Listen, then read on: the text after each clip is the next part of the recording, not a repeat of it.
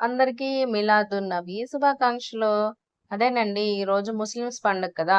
అదేననమాట మిలాదున్ నబీ. సెలవు రోజుల్లో ఏంటంటే మార్నింగ్‌నే ఎళ్ళిపోతామనమాట. నార్మల్‌గా అయితే రోజు డైలీ మార్నింగ్‌నే వెళ్ళొచ్చు. కాకపోతే స్కూల్స్ వల్ల అవ్వదు గదా పిల్లలకి. సో, అందుకని చెప్పేసి ఏం చేస్తామంటే సెలవు రోజుల్లో మాత్రం మార్నింగ్‌నే నేను తీసుకెళ్ళి దింపుతా ఉంటాననమాట.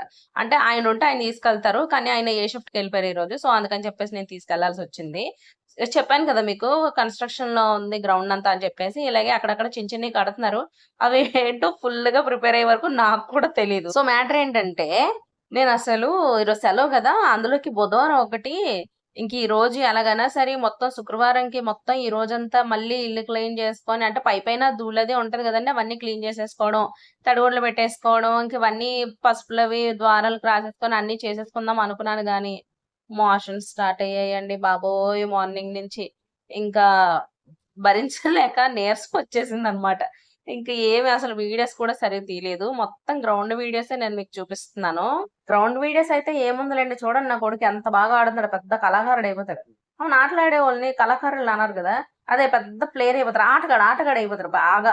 సూపర్ ఆటగాడయిపోతారు. నైట్‌కి ఇంక అస్సలు ఓపిక లేదనమాట. ఏం వండే ఓపిక కూడా లేదు. ఇంక ఈయనేమో బిర్యానీ తెస్తానన్నారు. నేను తినను. నాకు మోషన్స్ మీరు తెచ్చుకోండి అని చెప్పాను. వాళ్ళిద్దరికీ బిర్యానీ అయితే, నాకేమో వేపుడు జావ చేసుకుంటున్నాననమాట. ఎందుకంటే మార్నింగ్ నుంచి నేనసలు ఏమీ తినలేదు. ఈజీగా, సింపుల్‌గా నా కడుపు నిండా తినేదైతే ఇదే ఫుడ్ గాబట్టి ఇదే చేసుకున్నాను.